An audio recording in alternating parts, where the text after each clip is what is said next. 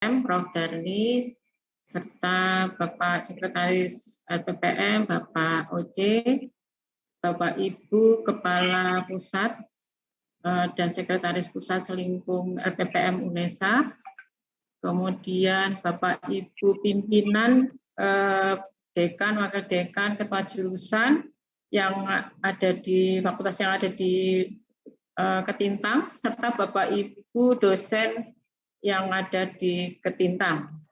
Mohon izin, saya akan menyampaikan panduan penelitian PNBP UNESA tahun 2021.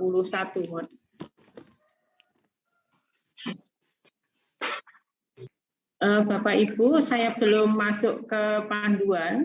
Saya akan menyampaikan ketentuan umum, yaitu untuk penelitian PNBP tahun 2021, Ketua Peneliti harus merupakan dosen yang sudah mempunyai NIDN, kemudian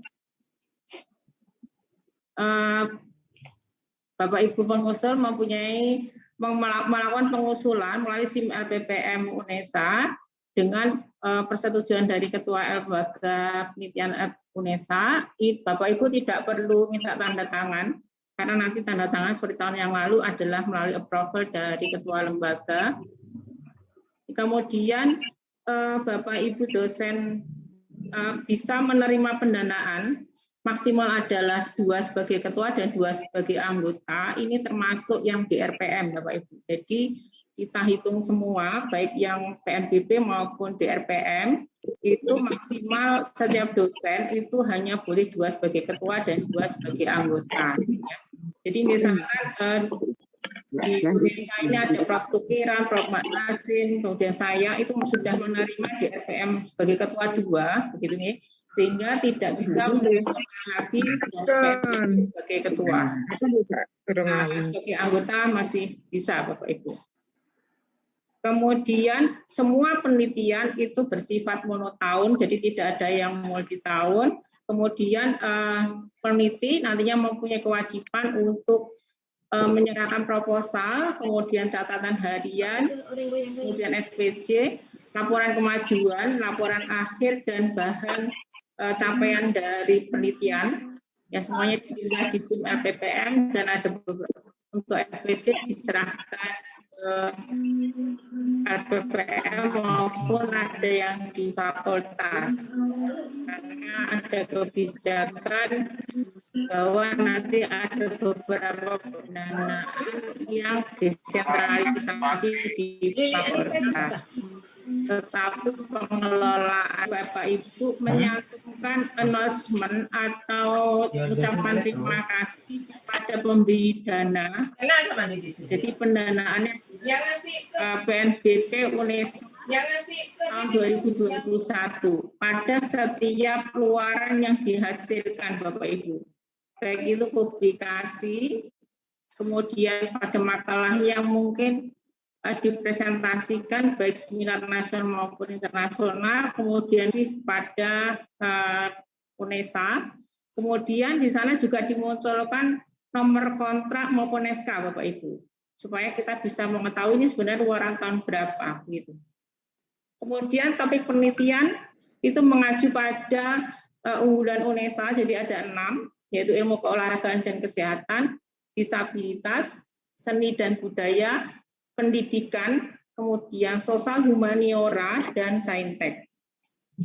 Dan yang terakhir, Bapak Ibu, jadi ini menindaklanjuti dari upaya kita untuk supaya lebih baik ke depannya, begitu nih.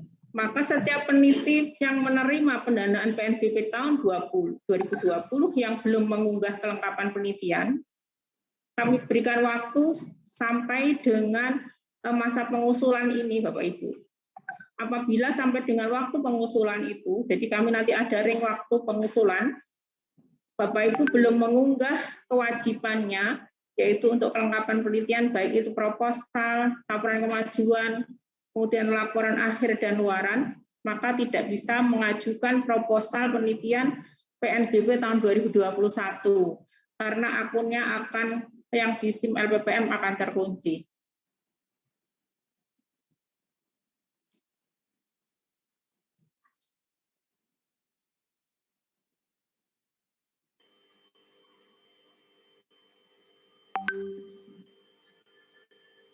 Kemudian tahapan penelitian.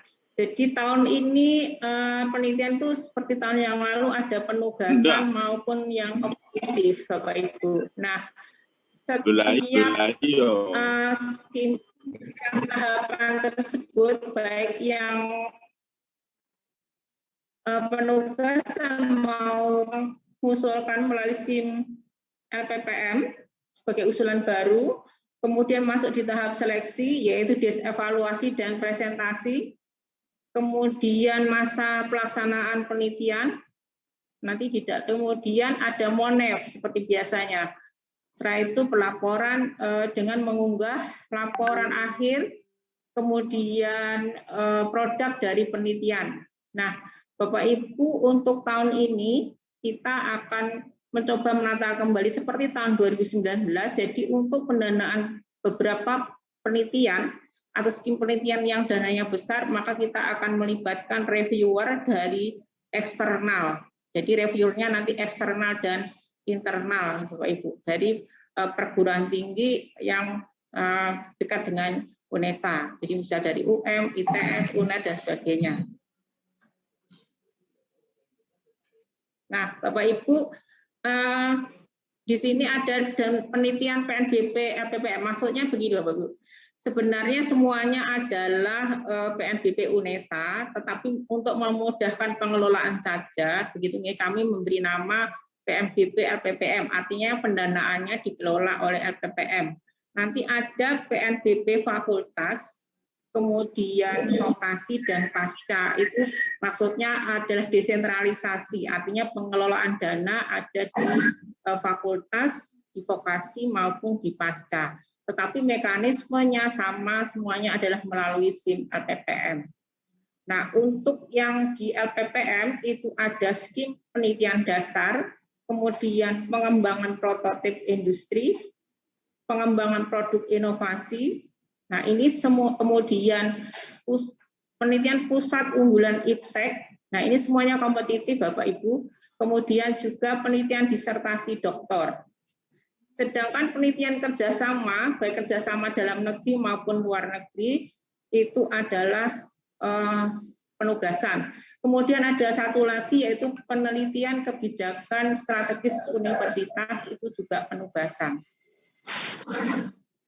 Nah, untuk penelitian dasar, jadi penelitian dasar ini sebenarnya adalah leburan dari penelitian guru besar dan penelitian dasar yang kami satukan, Bapak Ibu. Karena kalau terpisah atau hanya penelitian guru besar, maka Bapak Ibu yang lulusan S3 atau doktor yang akan menuju ke guru besar tidak akan terfasilitasi. Sehingga kami membuka penelitian dasar, di mana pengusulnya itu adalah berpendidikan S3 atau doktor, kemudian jabatan fungsionalnya itu mulai guru besar, kemudian lektor kepala, dan lektor, atau berpendidikan S2 dengan jabatan fungsional minimal lektor kepala. Nah, anggota pengusulnya itu bisa 1 sampai 4, jadi boleh 1, boleh 2, boleh 3, dan seterusnya. Dengan jabatan yaitu bisa S3 maupun S2, di mana kalau S2 jabatan fungsional minimal adalah asisten ahli. Dana maksimal yang bisa diusulkan adalah 40 juta. Bapak Ibu, ini dana maksimal ya, jadi bisa kurang, jadi mungkin 30 juta, 35 dan seterusnya.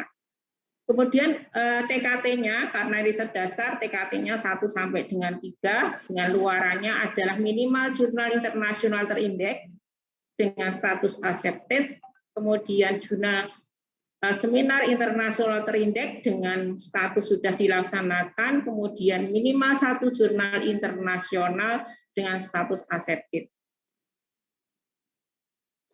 Kemudian yang berikutnya adalah penelitian prototipe industri. Prototipe industri itu ketua pengusul minimal S3 dengan jabatan minimal asisten ahli atau S2 jabatan minimal lektor. Ya. Nah, untuk prototipe industri ini ada kewajiban yaitu harus ada mitra, di mana mitra itu adalah sebagai, selain bekerja sama juga sebagai pengguna. Kemudian anggotanya 1 sampai 4, dana maksimal 60 juta, Kemudian luarannya itu berupa prototipe, kemudian ada KI, dan mempunyai dokumen viabilitas study atau dokumen uji coba, Bapak Ibu. TKT-nya adalah 7 sampai 8.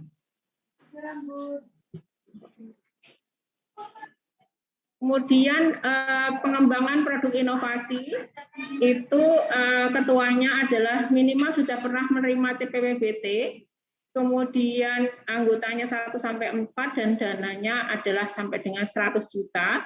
Nah, di sini harus ada investor juga, dan investornya adalah siap untuk memasarkan atau membumingkan atau membuat bahwa itu sudah siap untuk diterima atau dikomersialisasi, Bapak Ibu. Nah, luarannya, karena ini sudah TKT-nya inovasi sudah sangat tinggi, TKT-nya 9. Nah, luarannya adalah produk inovasi, ya, bisa ilmu pengetahuan teknologi budaya, dan KI statusnya granted.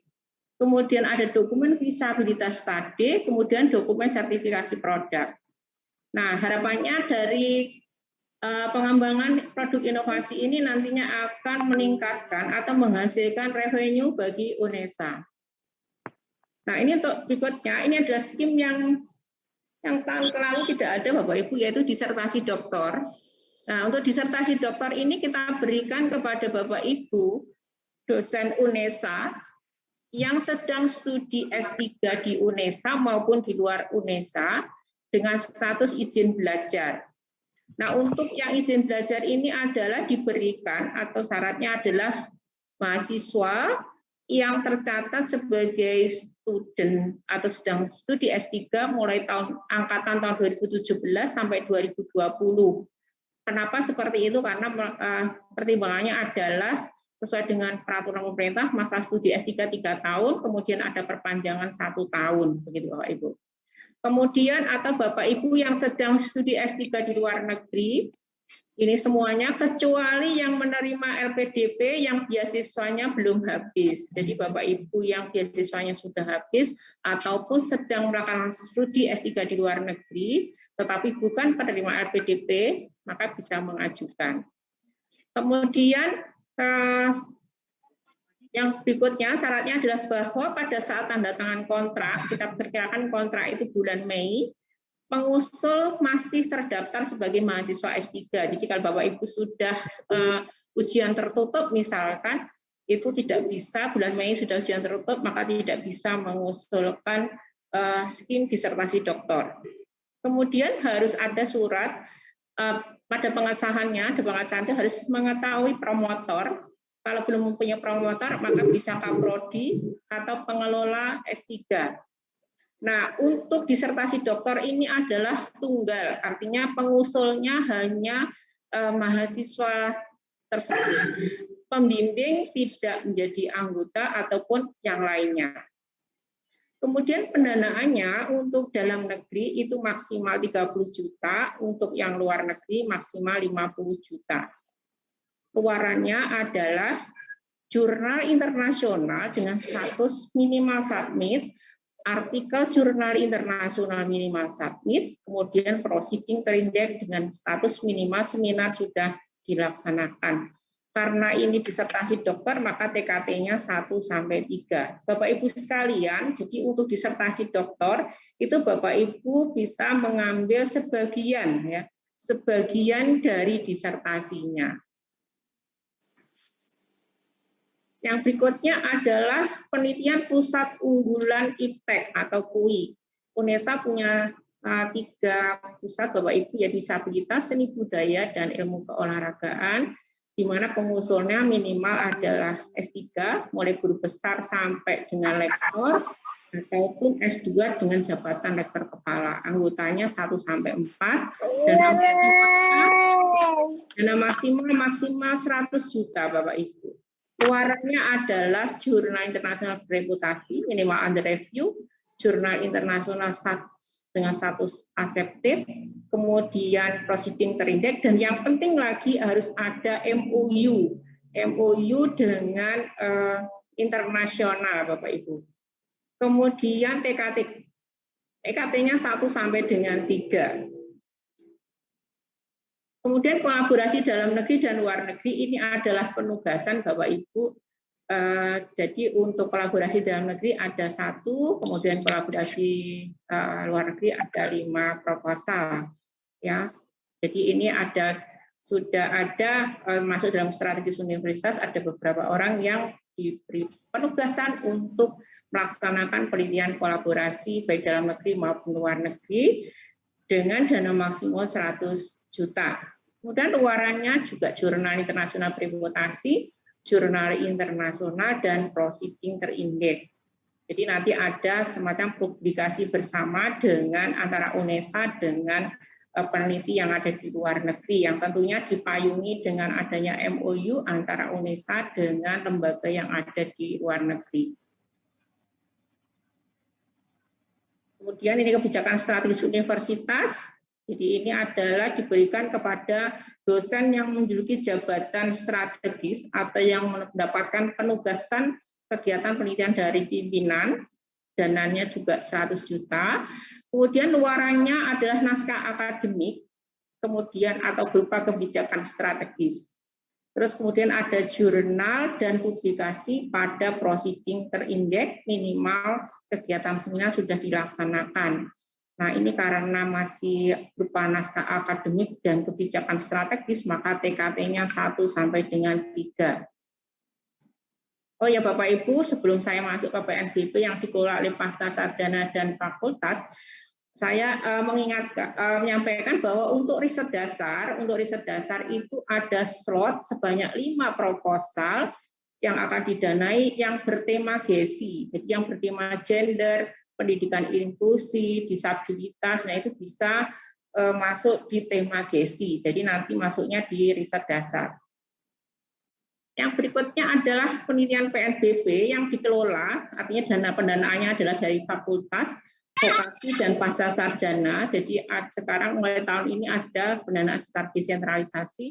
Harapannya nanti masing-masing fakultas akan punya produk inovasi maupun prototipe yang menjadi unggulan dari masing-masing fakultas, Bapak Ibu. Nah, ini ada peningkatan kebijakan fakultas. Jadi yang selama ini ada kebijakan fakultas yang dananya sekitar 5-10 itu. Kemudian penelitian dasar. Jadi penelitian dasar ini sama Bapak Ibu, panduannya sama dengan yang di LPPM. Kemudian penelitian pengembangan prototipe industri ini juga ada di fakultas dan juga di vokasi dan pasca sarjana. Nanti panduannya mengikuti yang di LPPM. Kemudian penelitian pengembangan produk inovasi juga mengikuti yang ada di LPPM. Dan yang terakhir yaitu penelitian kerjasama kolaborasi luar negeri, ini juga yang ada di LPPM. Oh ya, ada satu lagi Bapak Ibu, yaitu penelitian buku ajar. Ya, lupa belum saya tuliskan. Jadi penelitian buku ajar juga ada di penelitian PNBP yang dikelola fakultas, vokasi, dan pasca sarjana. Kemudian seperti tadi disampaikan oleh Bapak Wakil Rektor Bidang Akademik, bahwa kebijakan ini yang dana di fakultas ini nanti akan beragam. Artinya masing-masing fakultas menentukan apakah skim tersebut penugasan ataukah kompetitif. Nah, perlu saya tegaskan di sini bahwa kompetitif maka kesulitannya hanya di fakultas masing-masing. Sebagai contoh, misalkan yang di vokasi itu hampir semua, jadi mulai dasar pengembangan prototipe industri, produk inovasi, kemudian kolaborasi internasional itu semuanya kompetitif. Artinya yang berkompetisi nanti hanya dosen di vokasi, seperti itu. Sedangkan misalkan yang di MIPA, itu di MIPA kebetulan tidak ada kebijakan fakultas, yang ada adalah dasar, jadi kebijakan fakultas nanti lebur sebagai penelitian dasar. Kemudian prototipe industri, produk inovasi, kemudian penelitian kerjasama luar negeri, yang di MIPA itu semuanya penugasan. Nah, Bapak Ibu jangan khawatir, setelah kegiatan ini nantinya di fakultas akan ada sosialisasi dari masing-masing fakultas yang akan menjelaskan secara detail, karena memang setiap fakultas mempunyai dan karakteristik dan kebijakan sendiri-sendiri terkait dengan penelitian PNBP yang dananya dikelola oleh fakultas, vokasi, dan pasca sarjana.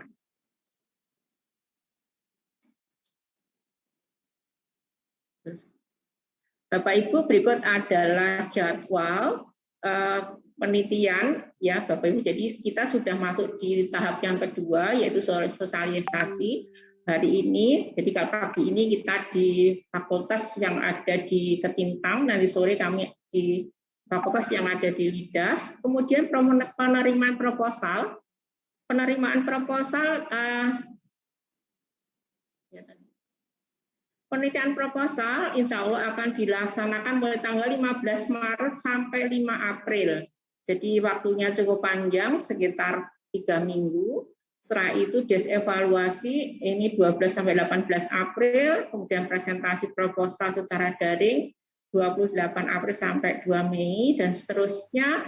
Nah ini yang penting Bapak Ibu, jadi nantinya proposal yang didanai Bapak Ibu, itu wajib diunggah ke SIM LPPM ya. Jadi setelah diumumkan siapa-siapa yang didanai, maka proposal itu direvisi dan ditandatangani secara lengkap oleh reviewer dan ketua LPPM. Setelah itu diunggah di SIM LPPM.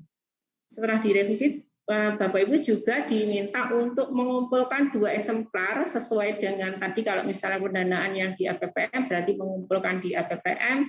Sedangkan kalau yang di fakultas, maka mengumpulkan di fakultas.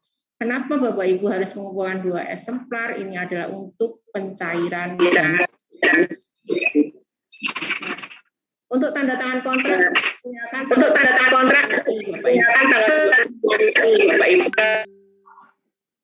Sedangkan masa penelitian nanti Mei sampai dengan November, dan seterusnya nanti kita terakhir, jadi seminar hasil itu sekitar awal November Bapak Ibu. Jadi setelah seminar akhir, Bapak Ibu juga diminta untuk mengunggah laporan akhir yang sudah direvisi ke SIM LPPM yang sudah lengkap, kemudian warang penelitian, catatan harian sampai dengan 100%, SPJ, ya SPJ dan laporan itu semuanya diserahkan sesuai dengan pendanaannya. Tadi ada 2 eksemplar, yaitu kalau dana LPPM ke LPPM, kalau fakultas ke fakultas, kalau pasca sarjana ke pasca sarjana. Ini untuk pencairan dana termin yang kedua. Kemudian jadwal dan panduan ini sudah untuk panduan sudah kami unggah di webnya LPPM. Monggo Bapak Ibu bisa mendownloadnya. Ya, matur nuwun Bapak Ibu, monggo segera membuat proposalnya. Matur nuwun Bu Putri, waktu saya serahkan kepada panjenengan. Assalamualaikum warahmatullahi wabarakatuh. Waalaikumsalam. Untuk skema penelitian, standarisasi dan sertifikasi produk hasil penelitian. Oh ya Bapak Ibu, saya perlu memberitahukan bahwa sekarang saya sudah dibantu sekretaris, yaitu Pak Agung ya, dari Fakultas Teknik. Insya Allah Bapak Ibu semua sudah kenal. Beliau biasanya pakai kupluk putih gitu ya, seperti Abah begitu, enggak apa-apa kita panggil Abah Agung ya. Ini menjadi sekretaris saya dan insya Allah sangat mendukung karena beliau ini banyak sekali inovasinya sehingga bisa menjadi acuan Bapak Ibu semua ya, bisa menjadi tempat bertanya Bapak Ibu semua kalau ingin memulai dengan proposal-proposal inovasi ya. Jadi bisa konsultasi juga dengan Pak Agung. Baiklah.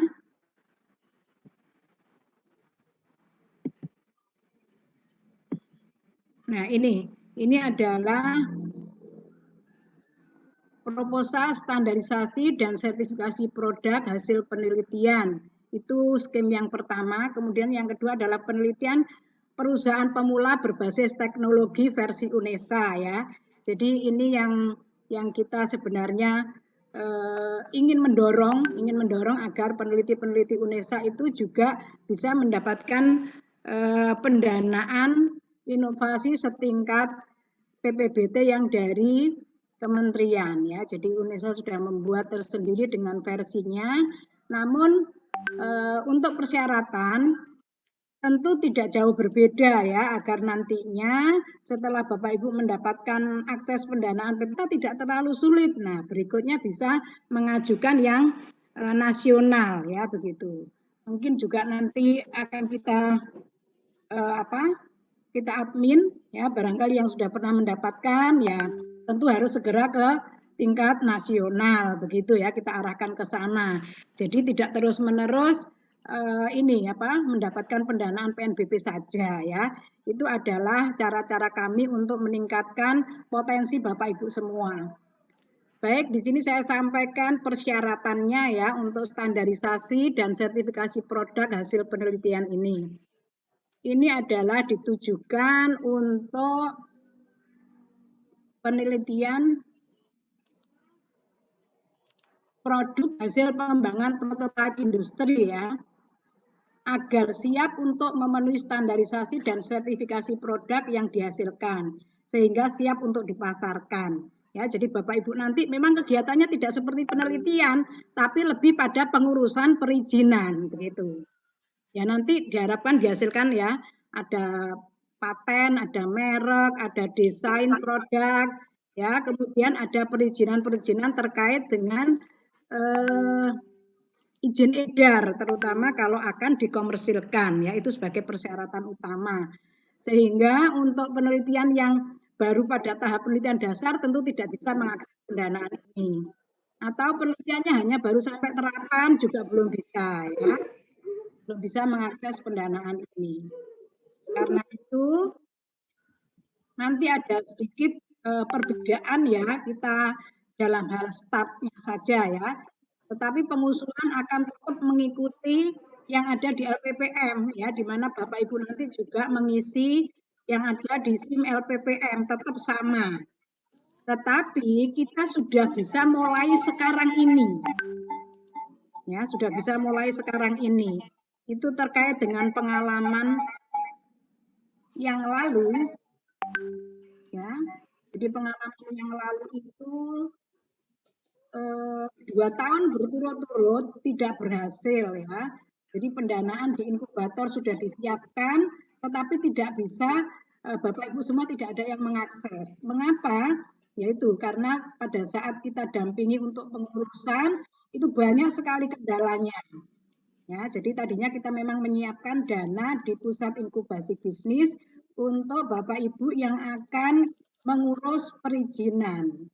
Tetapi baru sampai diminta untuk mengurus surat domisili dari kelurahan, ya, tempat tinggal. Nah, ini sudah langsung mandek, sudah langsung selesai, tidak lanjut. Ya, karena itu lalu diambil inisiatif bagaimana kalau dana sudahlah diserahkan saja kepada beliaunya itu, nah, begitu. Jadi tidak dikelola oleh kami ya. Kalau dulu memang siapa daftar, ayo kita dampingi, ya, form-formnya diisi, lalu kita daftarkan bareng-bareng. Atau kalau sudah surat-surat domisili lengkap dan sebagainya, kita bisa ambil alih untuk didaftarkan, begitu. Tapi ternyata ini tidak berjalan, ya, mungkin lebih senang independen begitu mengurus sendiri. Nah, itu kami persilakan. Dan sejak saat ini pun Bapak Ibu sudah bisa mulai ngurus tapi juga sambil memberitahukan ke saya, Bu Titik sekarang saya sudah ngurus sampai di sini begini-begini. Nah, itu untuk apa? Untuk kami catat karena ada kuota yang terbatas hanya 10. Ya, hanya 10 proposal. Nah, sehingga harus memberitahukan ke saya untuk saya catat. Nanti kalau lebih dari itu ya tentu saja kami harus stop ya. Ataupun kalau Bapak Ibu tetap lanjut urus tidak apa-apa. Kan tidak harus tahun ini. Ya, bisa untuk tahun berikutnya. Karena pendaftaran itu sangat-sangat tergantung pada kondisi masing-masing. Tidak hanya kondisi peneliti, tapi juga kondisi ruang lingkup tempat tinggal. Apakah RT/RW-nya pengurusan seperti itu bisa cepat, ataukah ada yang lambat? Nah, itu semua sangat spesifik pada kondisi Bapak Ibu semuanya. Ya, karena itu untuk yang ingin mengakses pendanaan standarisasi dan sertifikasi produk, mulai saat ini silakan ya menggunakan pendanaan sendiri dulu. Nah, ini juga salah satu tes awal begitu ya, Bapak Ibu itu punya keinginan besar apa tidak ya. Karena memang ini semua butuh perjuangan ya, yang betul-betul ingin di kemudian hari penelitiannya itu eksis menjadi produk dan sebagainya, produk komersil ya tentu sangat semangat ya, meskipun mendanai sendiri dulu ya, menjadi ada dana talangan dari diri sendiri dulu untuk pengurusan itu semua. Nah, nanti saya catat mana-mana yang progresnya sudah real dan kemungkinan besar akan goal sertifikatnya itu di tahun ini, maka itu menjadi catatan kami untuk didanai begitu. Nah, berikutnya tinggal Bapak Ibu secara formalitas tetap memasukkan proposal itu ke dalam SIM LPPM ya. Jadi inilah yang saya katakan tadi, ada sedikit perbedaan ya. Jadi Bapak Ibu sudah harus mulai saat ini ya bergerak begitu.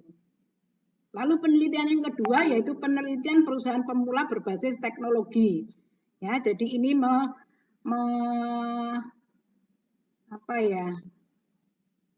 bukan menjiplak ya, kita ikut seperti penelitian PPBT yang diterbitkan oleh kementerian tetapi versi universitas ya. Ya, tentu saja persyaratannya juga tidak jauh berbeda sebenarnya ya.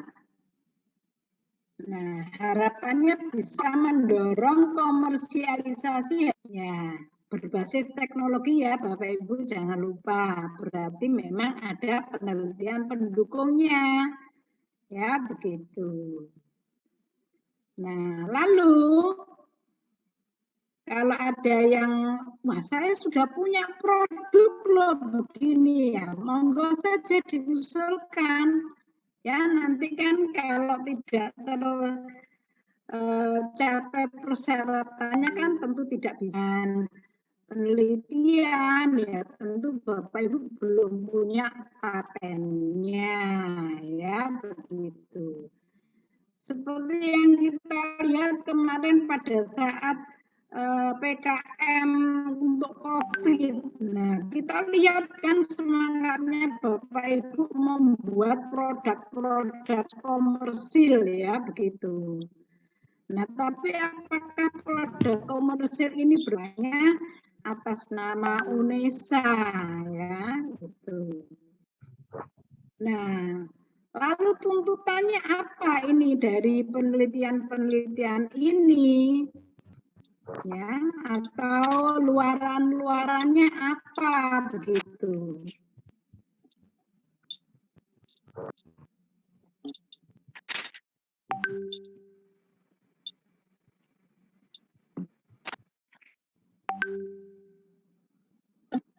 Nah, ini.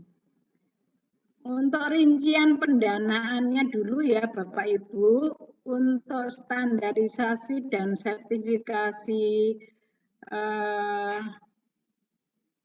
produk komersil ini bersifat monotahun ya, hampir semua PNBP bersifat monotahun. Lalu kuotanya itu 10. Untuk dana besaran yang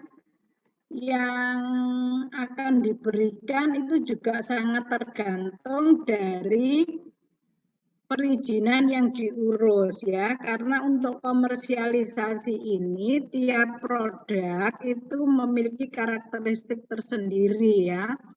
Jadi kalau untuk produk pangan mungkin bisa RT dan halal itu sudah bisa yang diurus ya, itu silakan. Lah untuk yang PRT halal itu mungkin nanti dananya tidak sampai 50. Tapi untuk teman-teman teknik yang harus SNI ya, itu harus SNI yang perizinan PRT halal mungkin lebih rendah begitu mendapatkannya, tapi yang PSNI akan kita tingkatkan. didapatkan. Begitu ya untuk yang sertifikasi dan standarisasi ini. Lalu untuk yang PPDB semua ya sudah izin edar lolos ya. Kemudian POM lolos ya, SNI lolos lah, siap jual. Nah ini apa pekerjaannya sehingga membangun jaringan ya, tidak ada dananya, tapi kita wirawiri itu sebenarnya juga mengeluarkan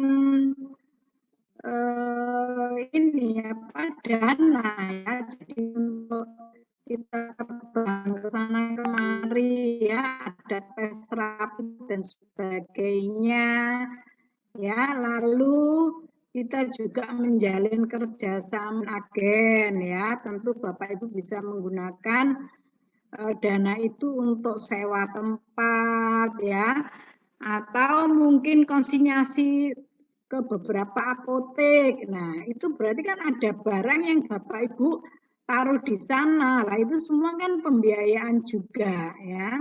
Jadi dananya memang lebih besar karena arahnya ke sana. Ya, begitu. Aplikasi produk tadi sudah jelas. Hasilnya ya berupa sertifikat. Ya, sertifikat untuk siap edar, apakah itu BPOM, ya, BIRT halal atau SNI atau standarisasi lainnya, ya sesuai dengan spesifikasi produk. Ya, untuk produk-produk pertanian mungkin juga dari Kementan. Ya, mungkin menghasilkan bibit baru, varian ya, yang menghasilkan produk-produk pupuk itu perizinannya ke sana. Nah, itu. Jadi goalnya sudah jelas ya. Sudah jelas. Lalu untuk yang perusahaan pemula berbasis teknologi, itu apa luarannya? Sudah harus ada bagi hasil income generating dengan UNESA. Nah itu. Terus surat perjanjian kerjasama dengan industri atau mitra. Ya, tentunya Bapak Ibu menggandeng industri yang nantinya akan menjadi investor untuk produk Bapak Ibu semua. Ya, itu. Dan saya kira untuk kalau MOU saja belum mengarah ke sana, tetapi surat perjanjian kerjasama ya, jadi misalnya dari PT tersebut. Nah, kalau sudah ada perjanjian yang seperti itu, ya itu nanti bisa. Nah, Bapak Ibu perlu tahu, saya mencoba memetakan ya, barangkali ini nanti ada yang kurang, Bapak Ibu bisa tambahkan. Ya, sejauh ini yang saya tahu yang sudah lengkap perizinannya dan siap jual, ya waktu itu saya tinggal jual. Kemarin memang mengalami kendala karena dana pemasarannya tidak ada, padahal justru paling tinggi itu di biaya pemasaran Bapak Ibu. Nah, sehingga sampai sejauh ini KC itu yang memasarkan hanya saya sendirian. Ya. Jadi hanya saya sendirian dan ya keluar kota ya, ada pengagenan dan sebagainya. Nah, itu semua dananya akan dipergunakan untuk itu. Nah, supaya bisa terpenuhi 10 ini, saya sudah berkhayal ini, Bapak Ibu semua, begitu standarisasi dan sertifikasi produk hasil penelitian dilakukan sudah tengah tahun ini ya, misalnya Mei, Juni sudah terbit begitu, sehingga Bapak Ibu segera bisa pengusulan yang dana perusahaan pemula berbasis teknologi ya. Begitu perizinannya keluar langsung buka pengagenan, langsung buka ke beberapa kota untuk pemasaran. Nah, itu bisa mengakses langsung dana yang PPBT ini. Karena saya Tenggarai sampai sekarang ini Ibu yang sudah punya produk-produk tinggal perizinan, secepat mungkin teman-teman teknik itu banyak. Kemarin saya diberi data dari PKM Pak,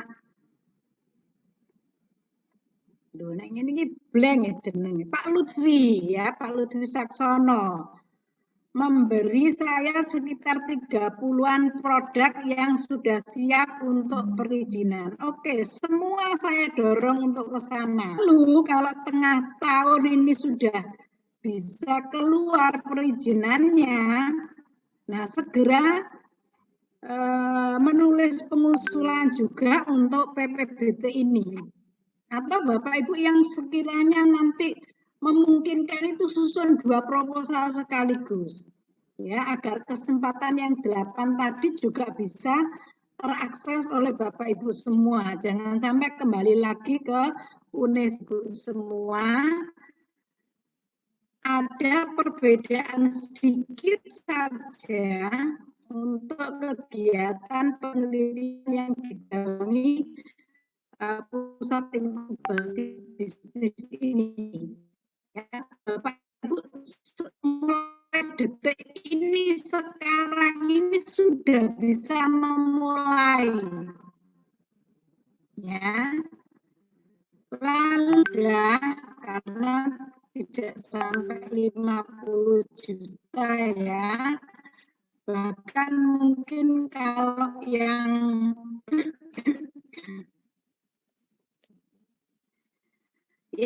BPOM itu enggak sampai ya. Enggak sampai. Nanti untuk trek-treknya itu ada 2, karena pendaftaran POM itu kalau tidak badan usaha enggak bisa. Ya, perorangan penjenengan sendiri tidak bisa. Begitu.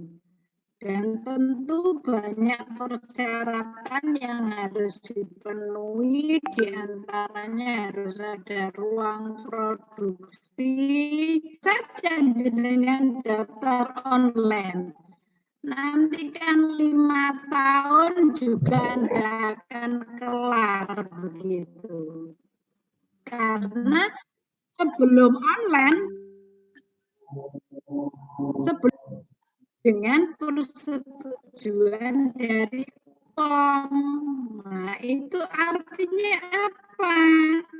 Bapak Ibu sudah ada ya pengajuannya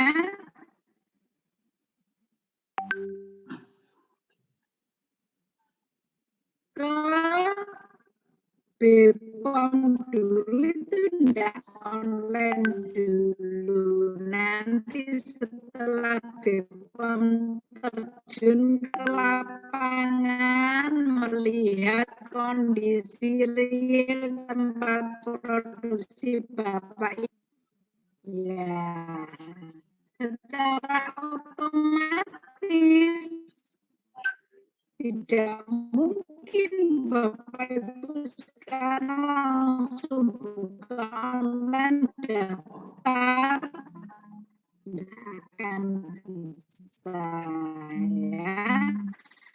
Nah, itu semua perlu pengawalan. Ya, kalau sudah Bapak Ibu jalani, ya, insya Allah akan didanai. Ya.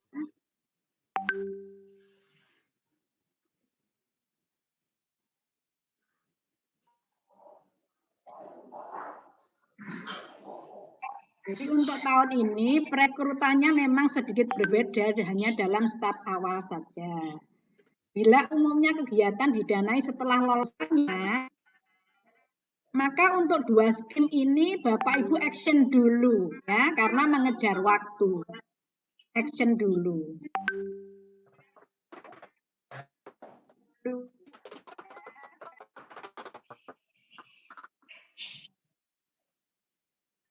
Ini kok ada yang alay-alay gini ya suaranya.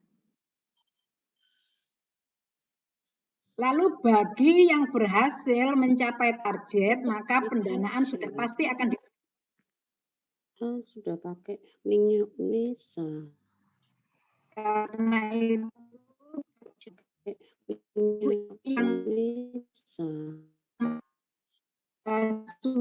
yang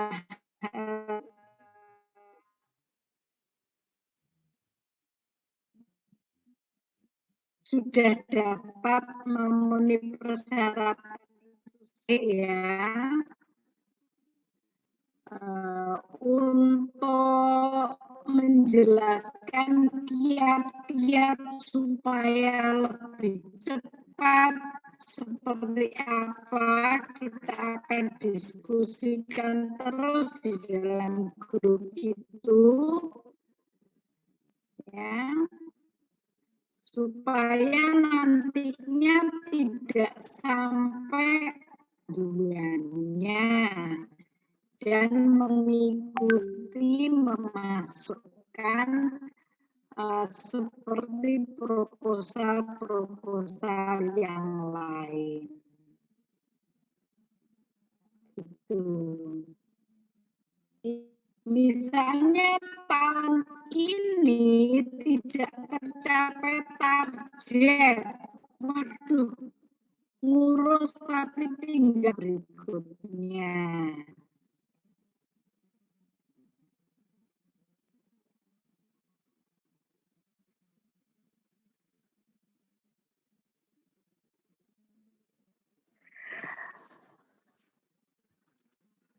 Bu Titik, ngapunten suaranya hilang. Misalnya Putus-putus. tidak tercapai, berarti tahun berikutnya akan. Halo, assalamualaikum.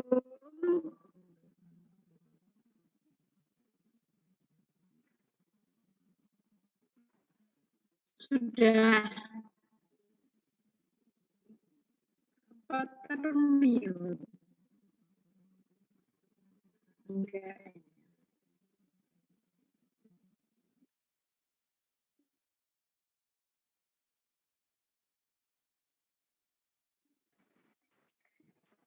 Pak itu mati ya Pak? Terdengar suara saya?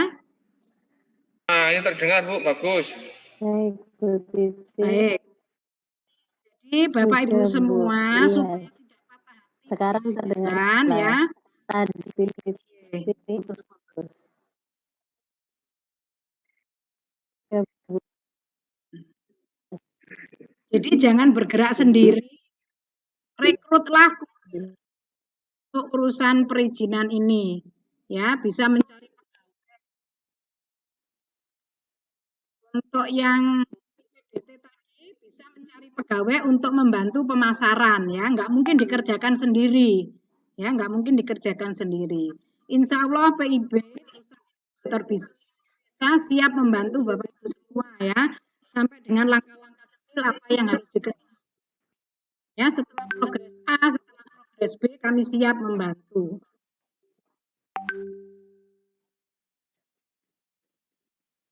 Oke, Bapak Ibu semua, kiranya ini yang bisa saya sampaikan. Nanti kita bisa diskusi panjang lebar di sesi tanya jawab.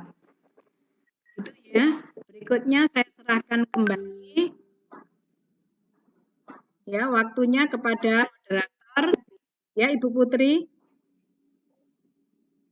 Bu Titik, penjelasannya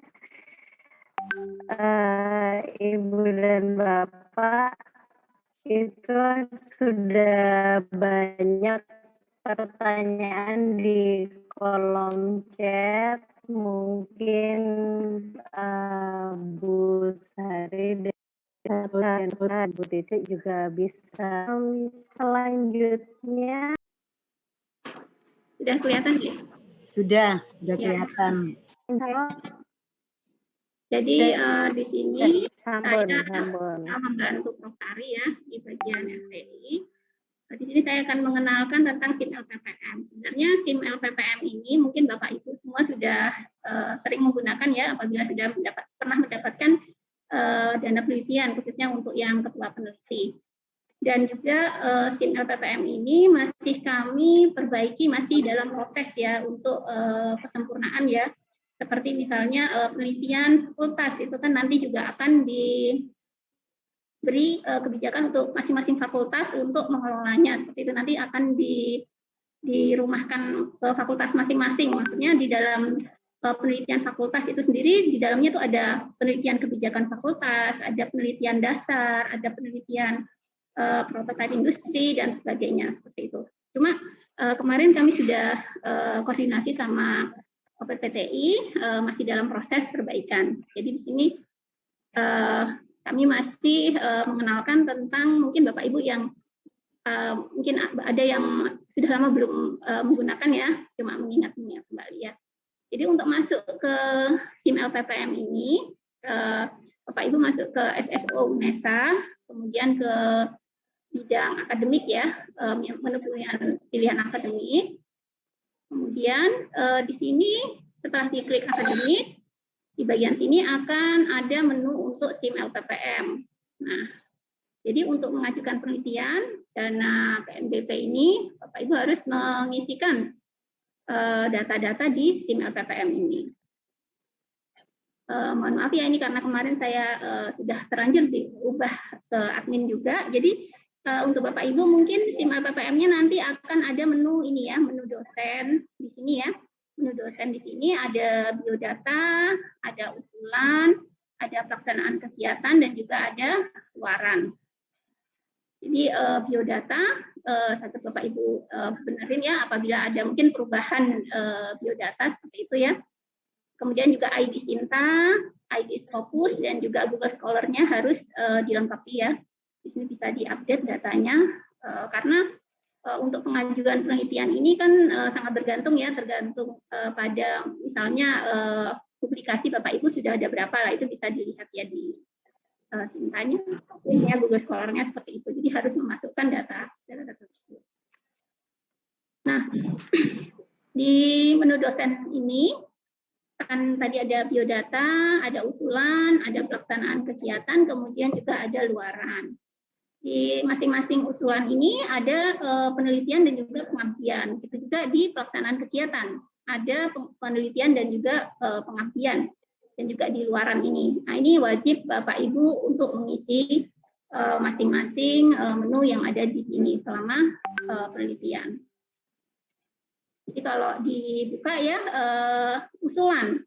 Jadi usulan itu proposal yang Bapak Ibu buat itu Bapak Ibu submit, kemudian pada saat proposal di sana kan juga ada review untuk proposal. Jadi di situ proses review itu dilakukan 3 kali ya.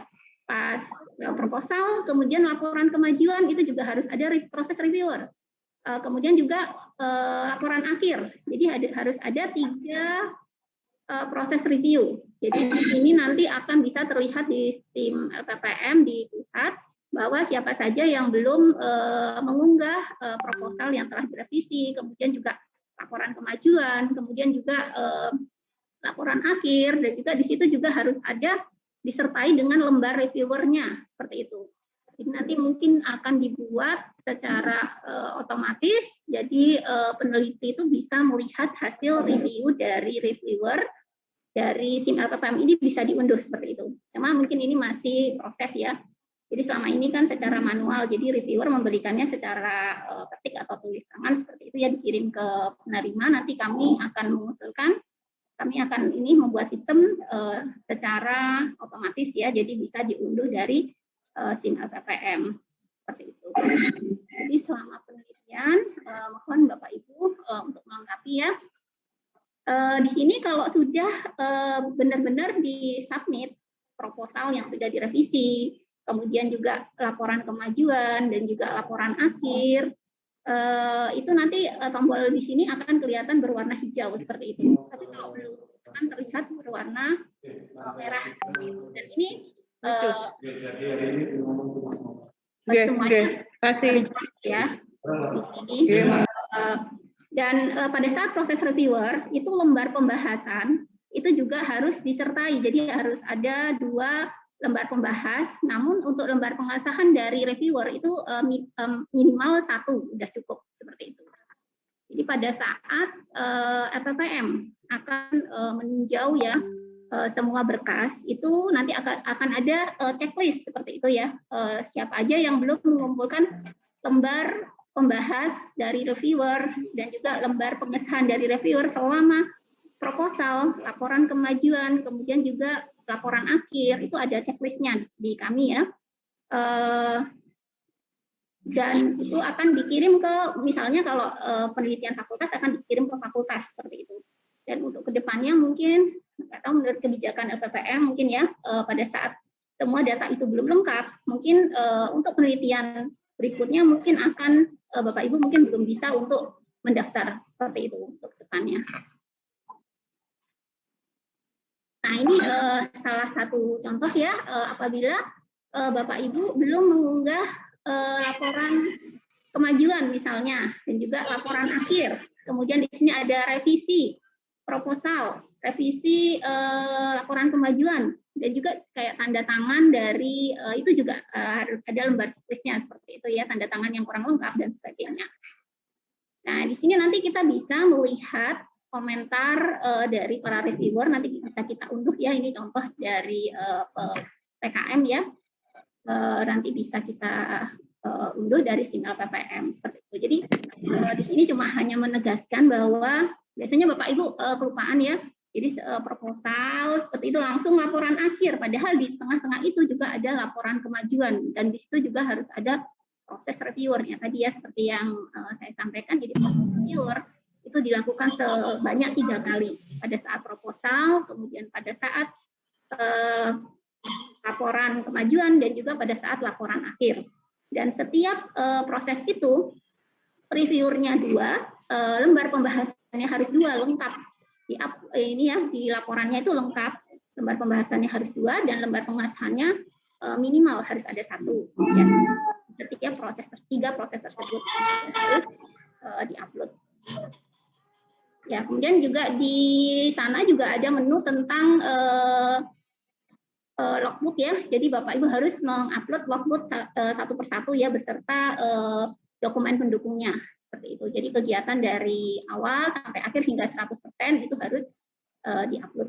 Kemudian juga terakhir mungkin ini ya, luaran penelitian. Di sini juga ada menu ya tentang luaran penelitian juga harus diupload ya. Jadi Bapak Ibu buku ajar ataupun proceeding ataupun jurnal itu harus diupload. Jadi di sini juga akan terdata siapa saja yang belum mengupload luaran penelitian seperti itu.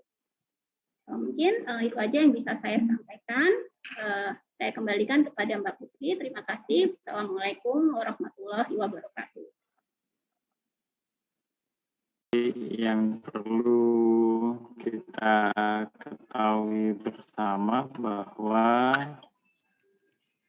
pengabdian kepada masyarakat itu juga merupakan salah satu pendanaannya kita peroleh dari Direktorat Riset dan Pengabdian Masyarakat maupun dana PNBP atau dana yang dikelola Universitas Negeri Surabaya dan juga Bapak Ibu yang saya hormati.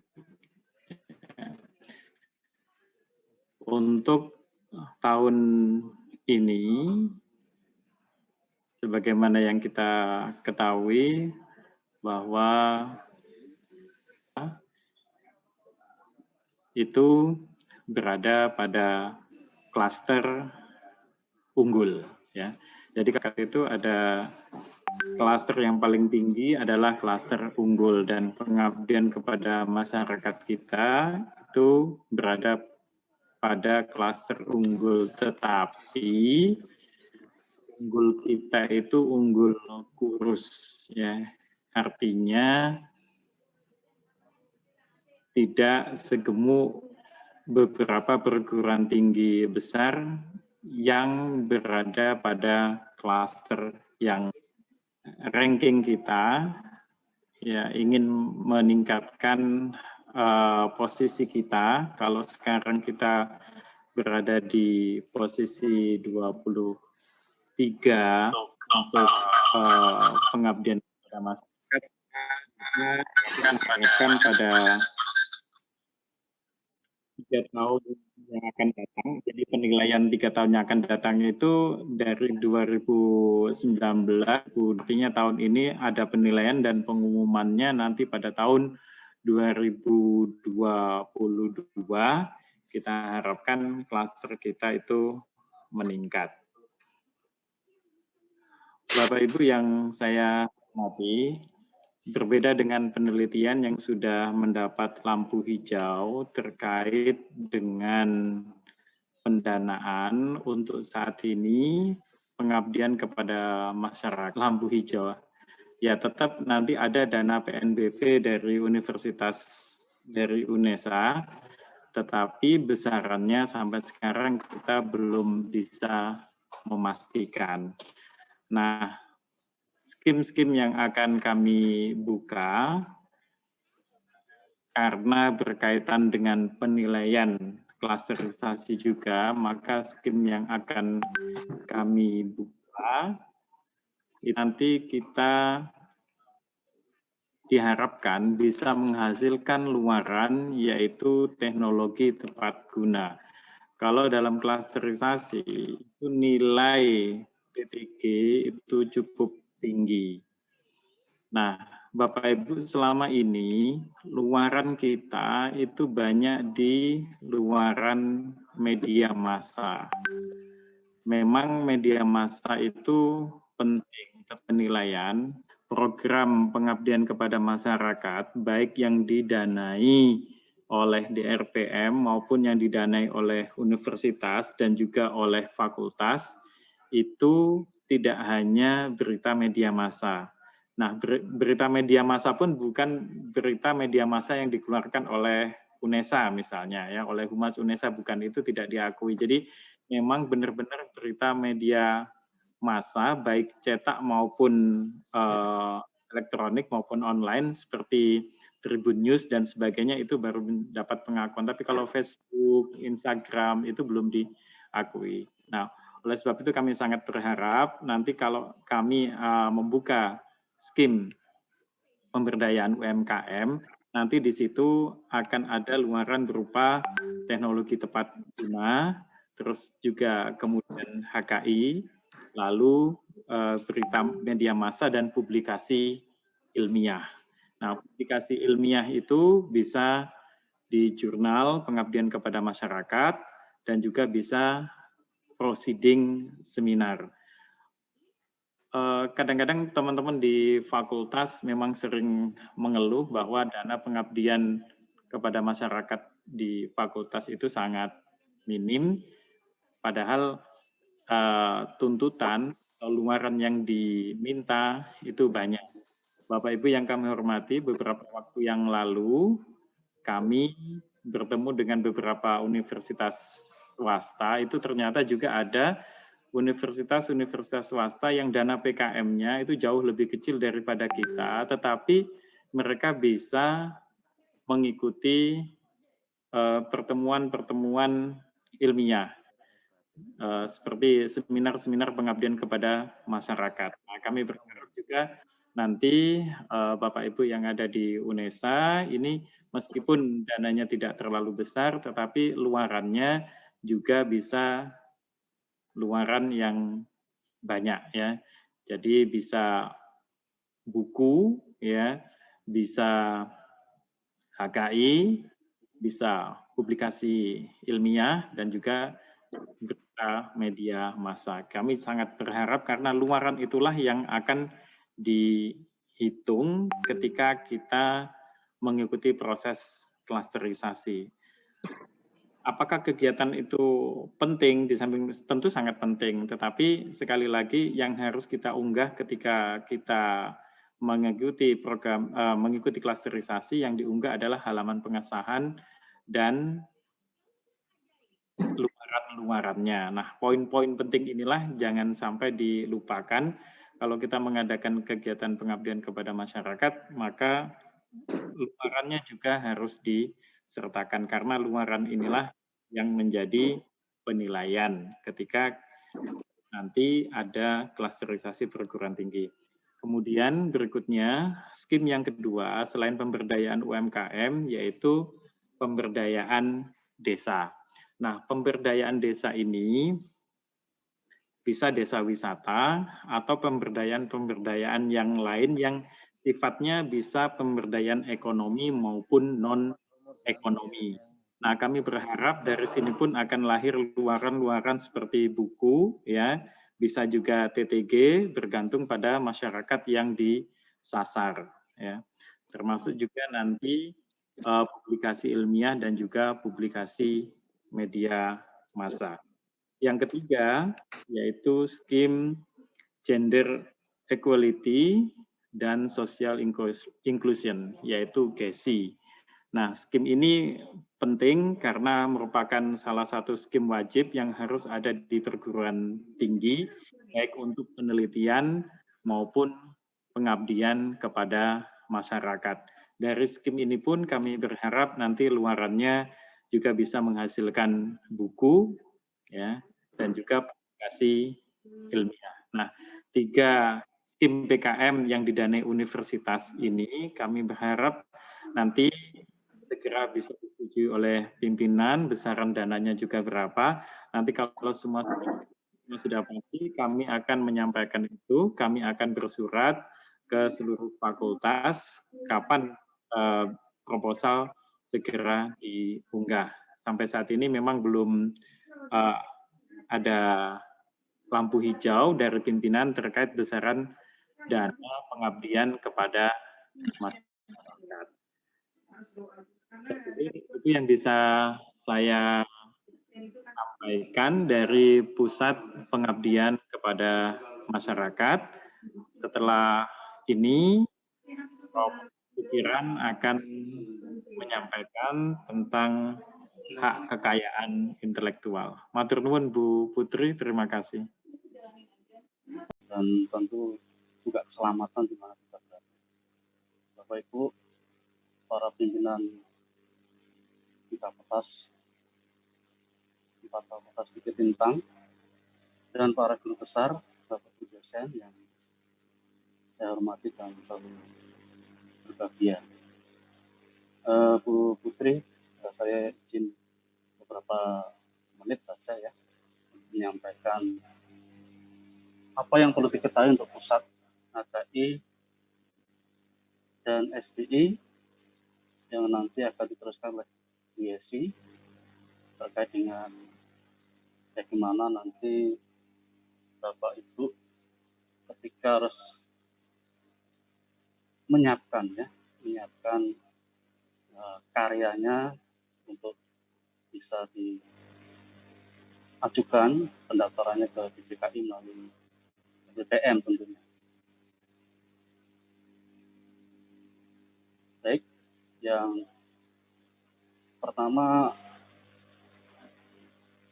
perlu kami sampaikan Bapak Ibu, kami mulai tahun ini, tepatnya minggu yang lalu ya, sudah turun SK tim HKI, itu berbarengan ya, di bulan yang sama juga turun SK yang baru, pusat HKI dan SBI, LPPM Onesa. Di sini kampusnya saya sendiri, dengan sekmusnya adalah Bibian, BSI, Wilujeng dari RT ya.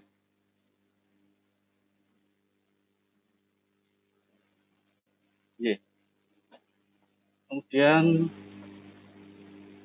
mulai tahun ini kami mengusulkan dalam arti LPPM, bukan saya pribadi ya, ada penambahan amunisi baru yang membantu tim HKI ya, atau pusat HKI dan SPI.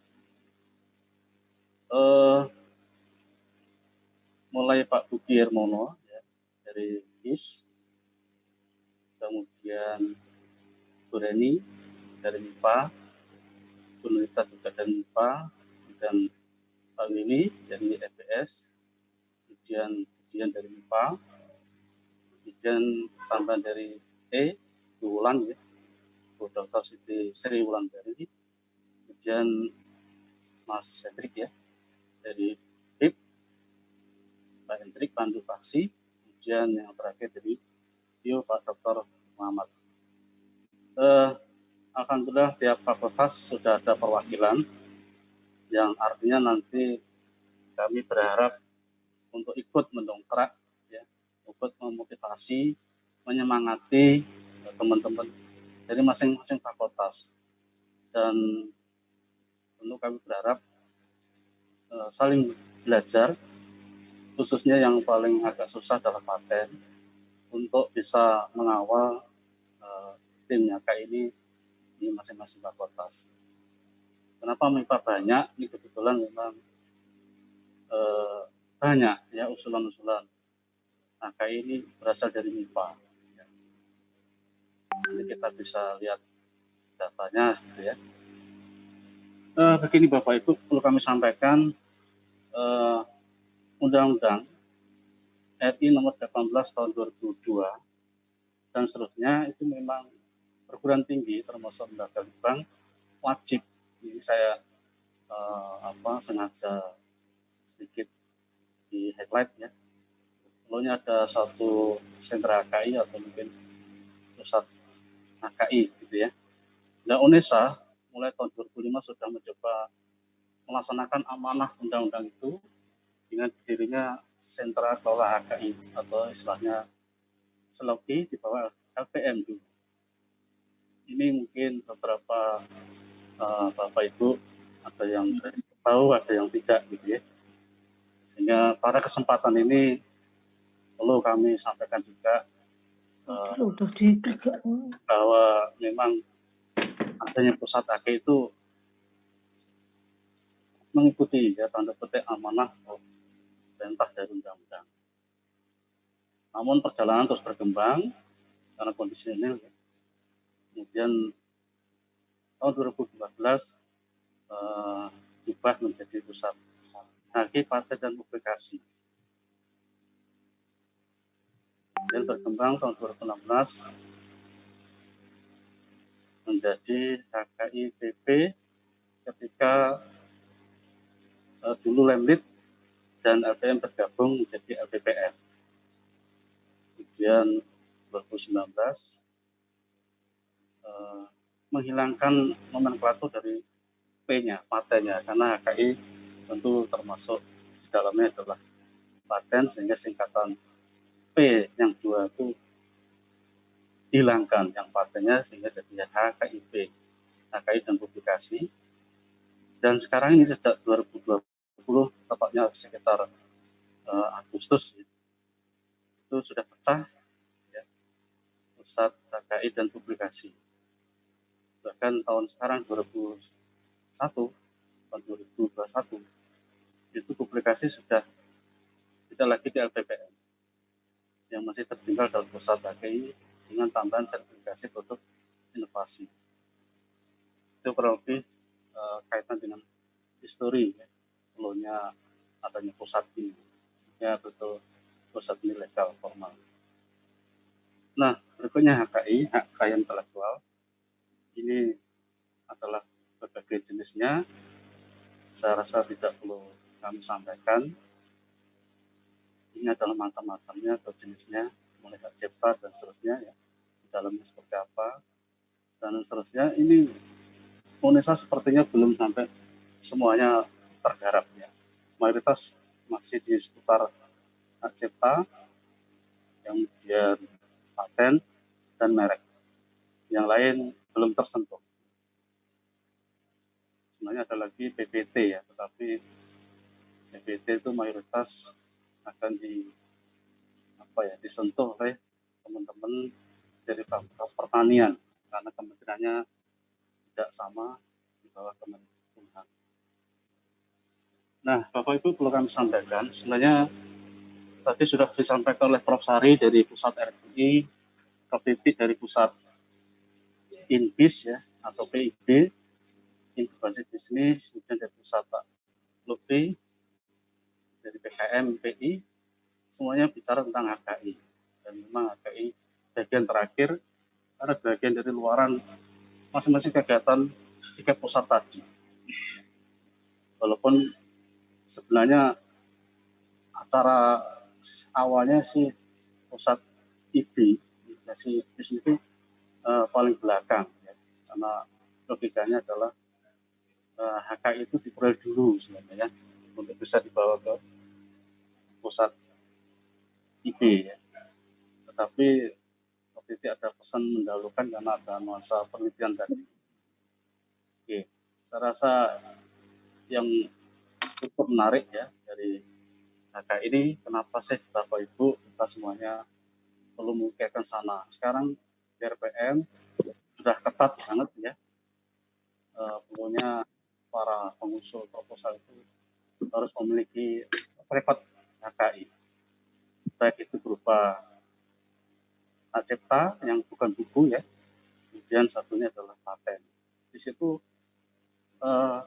ketika kita apply secara sistem lewat SIM tadi ya, itu sudah diminta ya untuk mengupload bukti-bukti URL-nya di HKI, terus juga termasuk bukti dukungnya ya, seperti sertifikat dan sebagainya. Dari itu saya pengalaman sebagai reviewer, ada poin-poin skor yang itu sangat menentukan saat tes evaluasi. Itu sangat kentara sekali. Oleh karena itu Bapak Ibu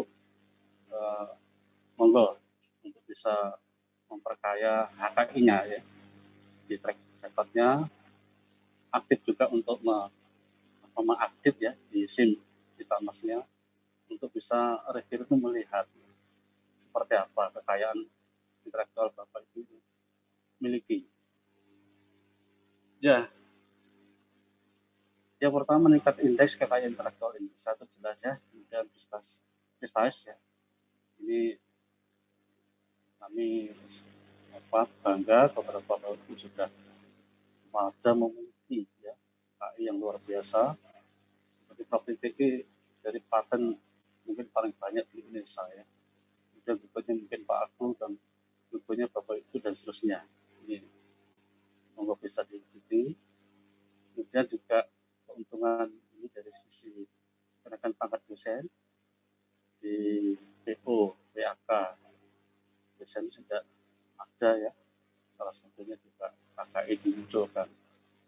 Kemudian dari sisi institusi, aplikasi khususnya ini juga dikurang aplikasi dan PT juga disebutkan. Kemudian tagihan luaran. Nah ini DRPM, saya nggak tahu nanti dana PNBP Bapak Ibu itu juga mulai dipikirkan ya adanya luaran tambahan begitu ya, sehingga ada duitnya. Kalau DRPM kan memang jelas ada luaran wajib dan tambahan, dan kalau TKT-nya mungkin skim terapan dan pengembangan, tentu luaran wajibnya lebih pada arah paten dan wajib. Kompetensi ini nanti anggaran luaran tambahnya publikasi, tetapi kalau TKT-nya 1-3 atau pendidikan dasar, itu luaran wajibnya publikasi, tambahnya adalah paten misalkan. Nah, alhamdulillah saya sendiri tahun ini luaran itu tambahan bisa goal ya. Nah, ini juga istilahnya memberi sisi poin ya. Kemudian tentu juga menambah kepercayaan di dalam mendapatkan hibah lagi. Ini secara nggak langsung tadi sudah sampaikan, ketika tes evaluasi reviewer itu akan melihat ya seperti apa kompilasi banyaknya KI, kekayaan intelektual yang sudah diraih, yang sudah diajukan, didaftarkan dan sebagainya. Itu juga akan mempengaruhi bisa lolos tidaknya proposal yang dia ajukan di Sikpamas. Ya. Mungkin SIM LPPM bisa saja menyuruh ke sana. Ketika nanti yang terakhir mungkin membuka peluang skema penelitian. Artinya nanti kalau banyak AKI jenisnya paten, tentu bisa arahnya penelitian-penelitian yang sifatnya ke arah terapan dan pengembangan itu juga menjadi keuntungan sendiri. Dan ini semuanya ada nuansa kompetisi Bapak Ibu ya. Artinya tidak bisa diraih dengan mudah ya, tetapi pasti bisa di awal saja. Nah, mohon izin Bapak Ibu, ini posisi data KI Indonesia ya, sejak tahun 2016 sampai 2020, salah ketik mungkin 2016. Nah, posisi KI Indonesia seperti ini ya. Terus berkembang dari sisi jumlah ya, mulai 2016, 17, 18, 19, sampai 20. Nah, untuk tahun 2020 sengaja saya tulis warna biru karena alhamdulillah tahun kemarin 2020 kita memperoleh penghargaan dari DJKI karena bisa meraih capaian yang menurut saya luar biasa, patut berbangga. Ini semua adalah jeripayah Bapak Ibu dosen yang sudah mengajukan permohonan khususnya merek ya yang bisa masuk tertinggi dengan kategori perguruan tinggi. Ini diberikan pada tahun kemarin 5 November 2020. Ini luar biasa. Tentu Pusat KKI KPPN menyampaikan apresiasi yang luar biasa. Terima kasih yang dalam ya, monggo ditingkatkan kembali di tahun ini dan tahun berikutnya untuk tetap mempertahankan ini. Memang awal tahun ini beberapa yang sudah masuk di sistem kelihatannya belum begitu banyak. Hak cipta beberapa sudah masuk dan sudah digarap hari ini ya. Hak ciptanya ya, beberapa dari Fakultas Bio sudah masuk, sudah dilakukan pendaftaran hari ini, dan beberapa mungkin minggu depan untuk segera bisa kita daftarkan di DJKI.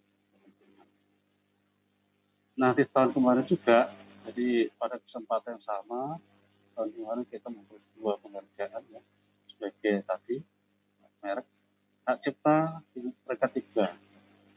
Ini luar biasa, di tahun yang sama kita ke sana. Kita pernah di tahun 2018 Bapak Ibu ya, untuk paten ke 104.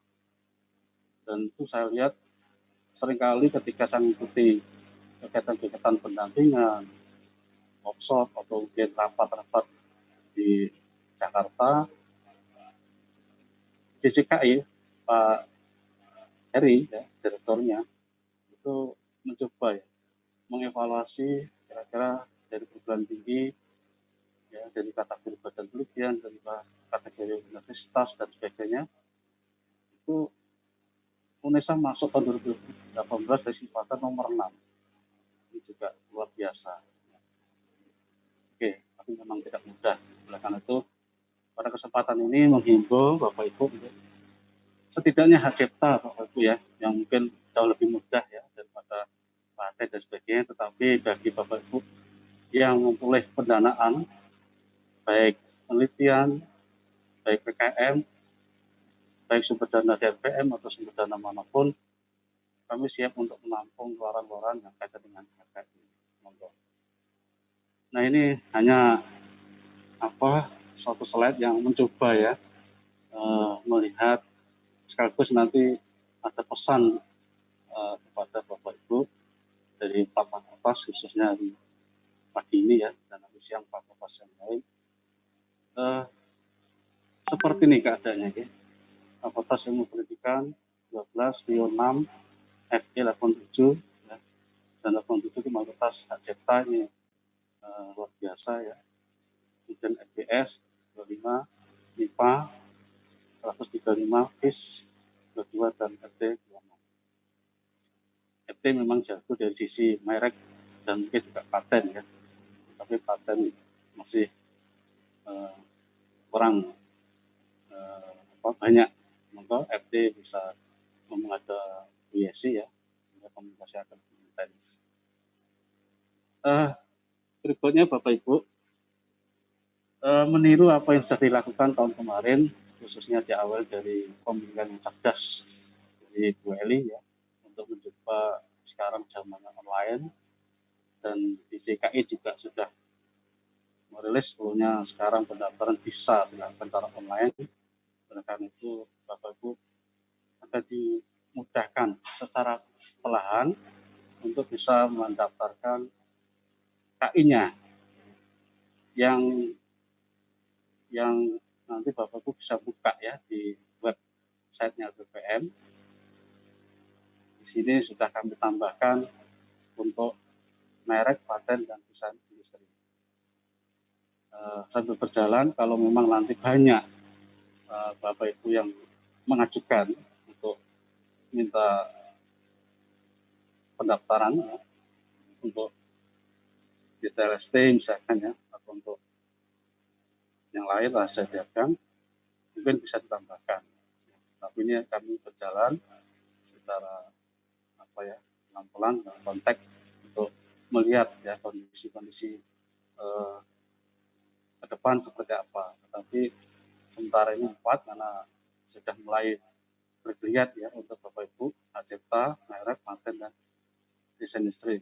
Memang hak cipta dan paten ini luar biasa dari sisi jumlah ya, sudah cukup menggembirakan. Silakan kita terus bekerja, berkarya untuk tahun berikutnya, dan pusat EIB tadi ya mencoba untuk nanti merekap ya, atau mengidentifikasi kira-kira apa saja yang produk-produk penelitian PKM yang sudah memiliki sertifikat untuk diteruskan ke arah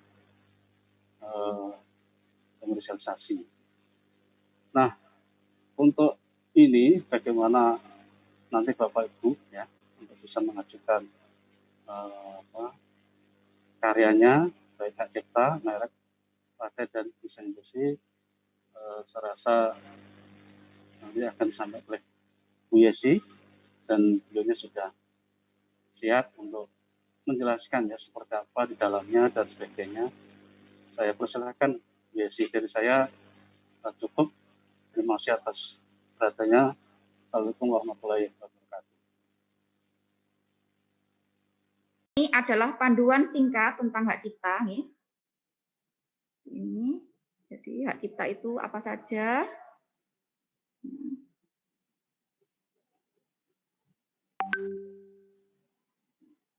Nah, ini panduan singkat hak cipta. Kemudian alur pendaftaran hak cipta UNESA. Nah, ini. Kemudian syarat-syaratnya apa saja, kemudian jenis ciptaan, kemudian apa saja yang harus Ibu Bapak persiapkan untuk memenuhi bukti ciptaan itu, gitu ya. Ini saya kembali lagi ya, ini bisa di-download.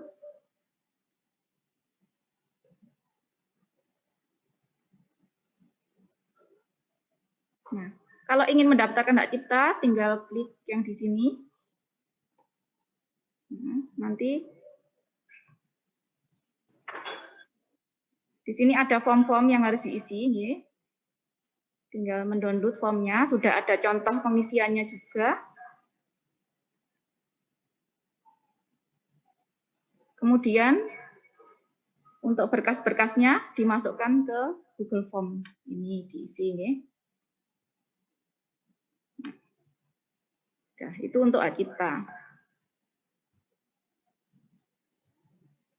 Kemudian kembali lagi untuk merek. Nah.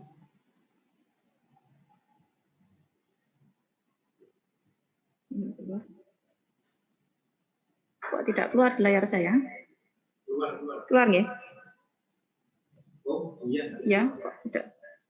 Mungkin jaringan saya ya. Jadi kan untuk merek ini nanti juga ada pedomannya Ibu Bapak. Ada panduannya, panduan singkatnya di sini di atas nih, panduan singkat untuk pendaftaran merek. Jadi merek itu apa, kemudian kalau kenapa kok ditolak, apa fungsinya dari merek gitu. Itu ada di sini ya. Terus untuk mendaftarkan merek itu mengeklik yang di bawah ini. Nah, di bawah ini ada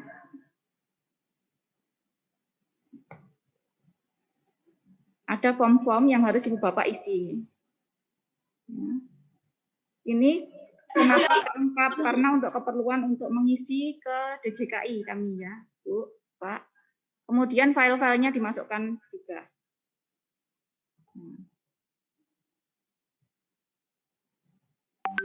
Saya kembali lagi.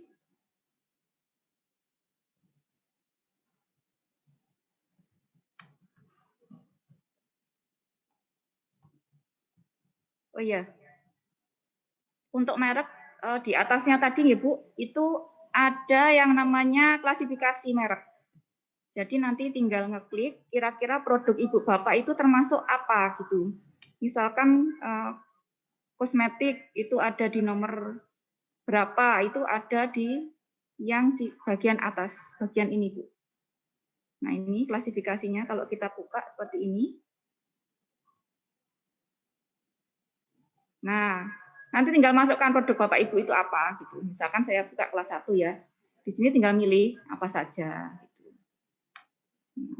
Nah, masukkan di form Bapak Ibu. Dan ganggu toh marah. Kemudian saya kembali lagi ke paten. Paten.